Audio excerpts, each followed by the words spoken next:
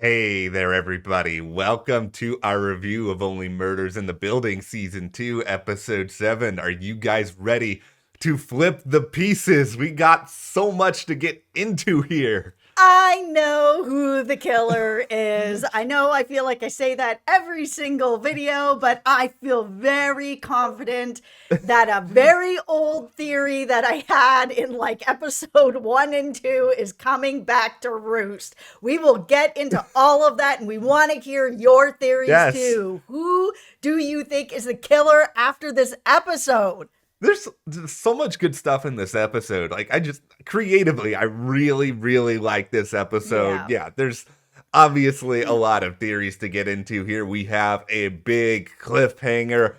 The lights be going out in New York City. Also, that picture of Charles and Lucy, I think that is the clue that is just unraveling it for everybody. Okay, well, we want you guys to hit that subscribe button so that we can all be here unraveling this mystery together, sharing thoughts, theories. We have our Only Theories in the Building video series continuing later this week as well, so be sure you check that out. Also, follow us over on Instagram, Matt and Jess TV. We have all kinds of new photos up there, fun stuff to share with you guys. So we would really appreciate if you went over and gave us a follow.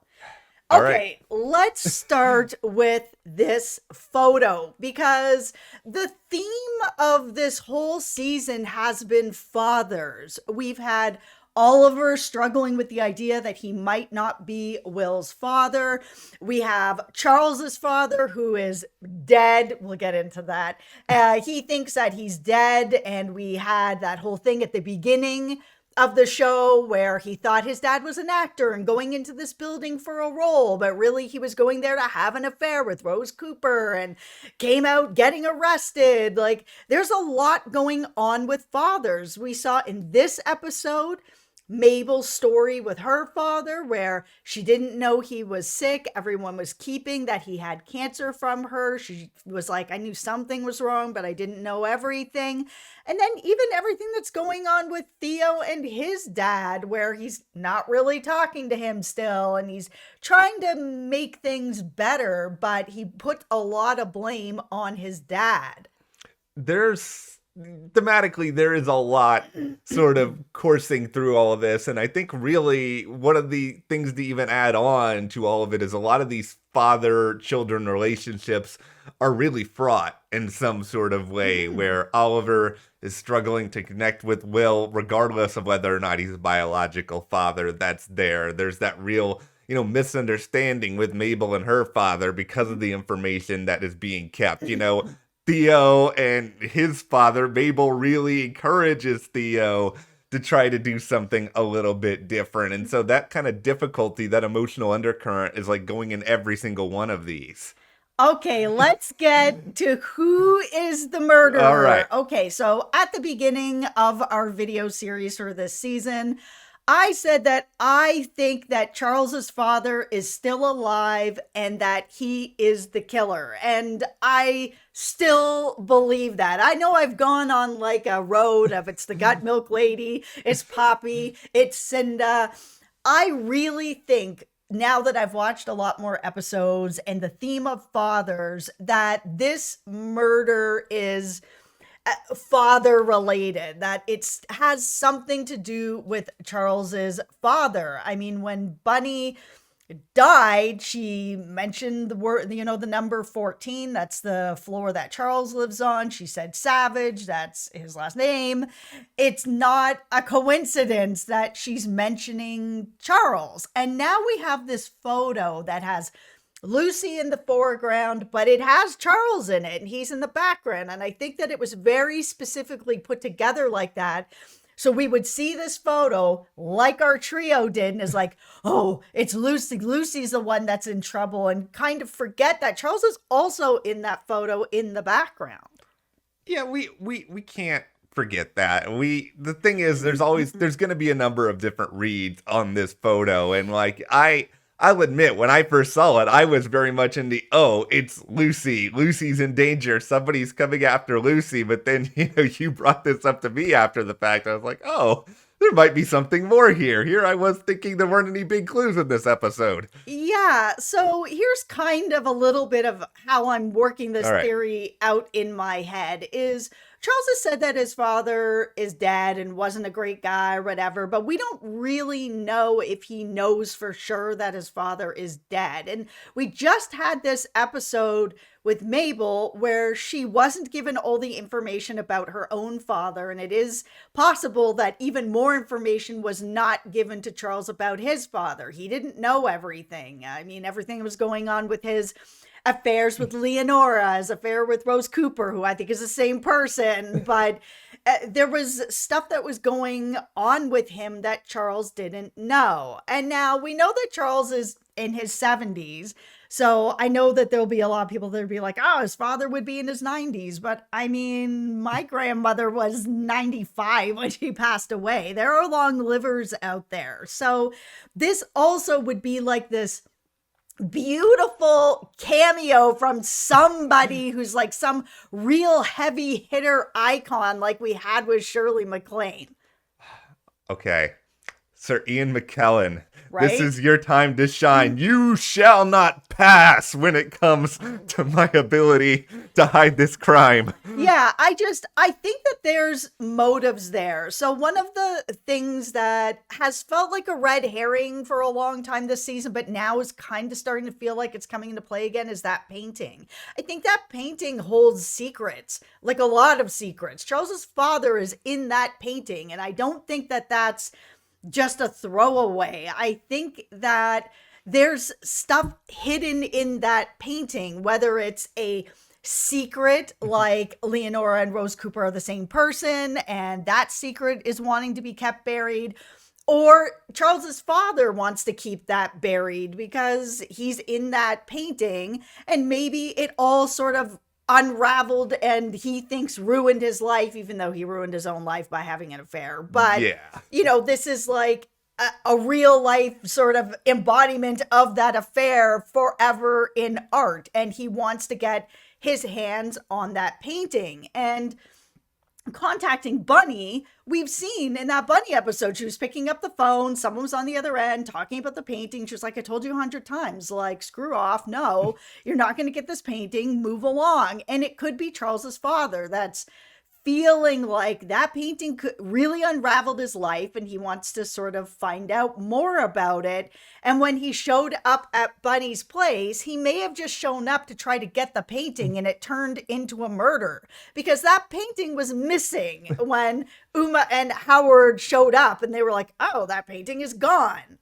There's so much fascinating stuff to unravel here. Like, I remember back when we were talking at the start of the season, one of the things that I felt like was just that Shirley MacLaine's story wasn't done, that she was probably going to turn up again at some point. And I think with your theory in mind, it's easier to imagine us eventually circling back to Leonora because if Charles or Mabel or Oliver figure out something about Charles's family in the next couple of episodes, maybe she, of course, knows more than she let on because they even had that line from Charles when he was sending Lucy out and he was like, this is not the first time. I feel like I'm sending someone away who knows more than they are telling me. Yeah, and there's a lot of theories out there that Leonora's child, Bunny, is actually Charles's child. And that's a possibility. She told Charles that she was also having an affair with his father. So it could be her husband's or it could be Charles's. And while we've had this theme of fathers all season, him accidentally or unknowingly killing his own child or even knowingly killing his own child. It could be that dark that he's having rejection from her. We've seen a lot of complicated father-child relationships this season. I don't think we can rule it out. Like, I think that's the big thing. There's a couple of things that feel like they would be the most interesting when it comes to Bunny's killer. I mean, first and foremost, having crimes of passion or having crimes that are personally based, like that's always going to be more interesting than the idea of, okay, it's money or it's something else. And, those theories are still very much out there and could still pan out, but it is like the personal part of it is a little bit more interesting. And when we look at just the way that this killer is operating, and this is under the assumption that the killer is Glitter Guy, the guy who, was going at Mabel in the subway. Like, if that is... Dude, change your clothes! No kidding. You gotta have something. You can carry around a bag or something. I don't know. But yeah, if the killer is this person, it's clear, at least to me, that this is somebody who is desperately trying to cover their tracks. They're not a serial killer in my mind, the way that, we had with Jan. Like, for the entirety of this show, they tried to frame Mabel. They tried to frame most of the trio. At this point, they're going through all of this in order to get rid of the matchbook. They're trying to do whatever they can to destroy any evidence. And I think at this point, regardless of the reasoning for this photo of Charles and Lucy, they're clearly thinking this is something else that I need to do in order to ensure I am in the clear. So why do you think that this killer has this photo of Lucy and Charles? I think it's because Charles's father is the killer, and he's been watching Charles and, got this picture with Lucy, who he may or may not know the relationship. He might think that's his granddaughter. I don't know.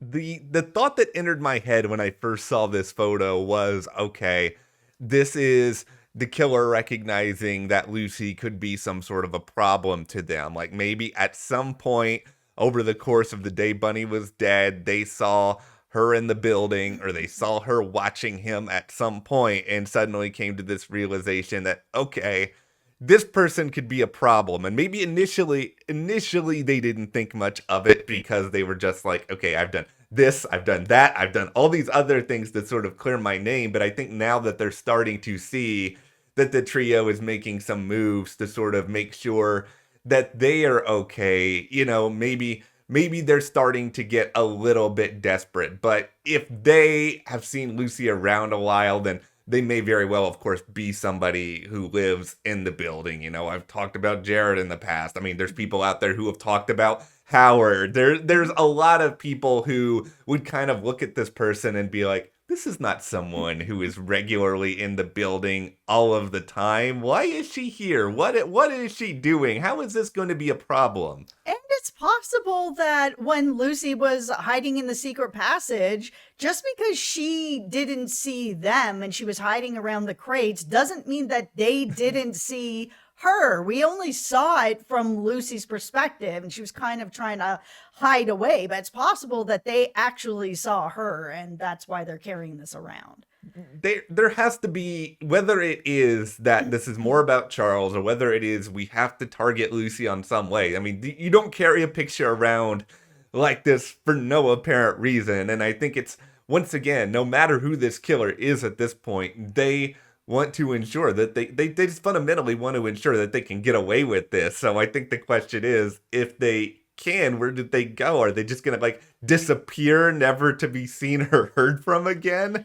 Okay, so one of my complaints in the last episode, seemingly the writers heard me and rewrote everything for this episode, was that the trio is sitting on a pile of evidence that could clear them. And I was kind of like, why haven't they just given it to the detective? Why didn't they give it to a lawyer, somebody who could be like, yeah, I'm going to work on this in the background, and obviously not get any answers until the finale. But I mean, we're far enough in that they should have given this to somebody to try to clear their name at this point. And so finally they gave the detective the knife.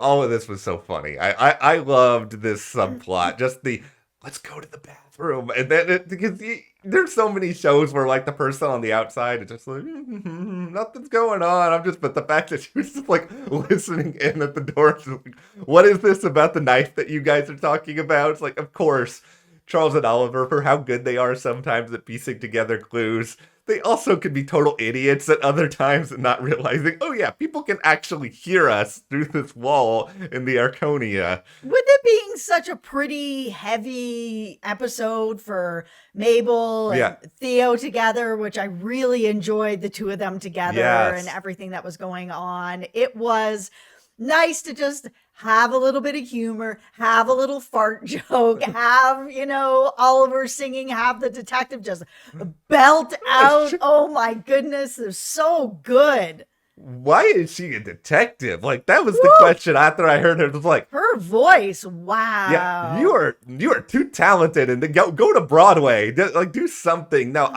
I really like that story. The Theo and Mabel stuff. Like, this was the story I never knew I needed, just because like I kind of like Mabel. I had a lot of assumptions about Theo coming into this, but sort of hearing him kind of explain when it comes to Zoe, I don't know if she slipped or if I, or if I pushed her. I don't know what really happened, and sort of him constantly replaying all these things in his head. Like, he is such an interesting character, and I think he was so important for Mabel to kind of piece everything together herself. Like, I don't think any of us really thought she killed Bunny in the first place, but they needed something that would trigger her memories, and it makes sense when you think about it that this guy would be the person who would really help her because he understands darkness in a way a lot of other people don't. Yeah, I think that for Mabel too, understanding that Theo has very much been suffering with this, that he's replaying it in his mind over and over and over again for a decade, that he hasn't been able to move on from it either, that he holds on to guilt, that he just doesn't know that they have sort of this bond together where she's also kind of like, there are things that I just don't know that I'm blocking out. Like, and yeah, it was sort of the duo, the friendship, the feelings together that I was just like, I didn't know that I needed, and I really did need it. This needed to happen for both of them, and I think for all of us. Yeah, I think it's going to be really important, I think, for the long term, because clearly Theo and Teddy in some shape or form aren't going anywhere on this show, regardless of how much Teddy may very well hate the trio at this point. But this Mhm. separates Theo a little bit more from them. And I think that part of it is really, really interesting, and sort of seeing the two of them kind of navigate this Coney Island world, which, by the way, anytime that you can put Coney Island on television, I'm all in. I don't care if it's only Murders in the Building or the Nathan's hot dog eating contest. I will always watch things set at Coney Island. Yes, I hate myself. I watched the hot dog eating contest. I've only ever been there once, and I went on that roller coaster that's been there like a million Yeah. years. I think it's called the Cyclone or something like that. It was the scariest ride I've ever been on. I kept feeling like it was just gonna, like the whole thing was gonna collapse at any minute. Yeah. I'm not saying that Never anything, again, man. Never again. I ain't saying anything at Coney Island is safe. I am fine just watching it from many, many miles away. But yeah, it was a really good story. I didn't really come out of it right away having a lot of theories other than just that, okay, the killer's clearly trying to cover their tracks in whatever way that they can. But I mean, the fact that they, have this position in Coney Island, at the very least, sort of suggests that they're well established and they are sort of thinking things through. Yeah, I mean, if it is Charles's dad and he's in his 90s, a security guard at Coney Island seems like kind of that retired guy's job, something that's just kind of walking around the park, making sure the kids are okay, eating hot dogs, like just something to fill the time. Yeah, that much of it would very well make sense. I'm glad that we at least have like some real emotional ideas that are going on the show right now. And I think in the end, no matter who the killer is, they want us to feel something at the end of this season. And I don't think it's gonna be a reveal where we sort of see it and we're just like, oh, that. Yeah, that's why, like, I think it's going to be a very satisfying ending. It was for season one. I think they're going to stick the landing here as well. Like I said, I think that it's Charles's dad, and if it is, I think it's going to be a really shocking cameo. Somebody that's just, we never saw it coming. There was no spoilers for it. There's nothing out there that this man was going to be on the show. I think it's just going to be like such a jaw dropper. I guess, is this when I tell everybody that I'm playing Charles's dad on the Only Murders in the Building finale? How did that happen? Hey there, Sonny. Oh, right, Killed them. no. All right. We're going to tie this up here. But of course, Hit that subscribe button so you don't miss any of our other Only Murders in the Building coverage, including Only Theories in the Building. And we'll see you here next time.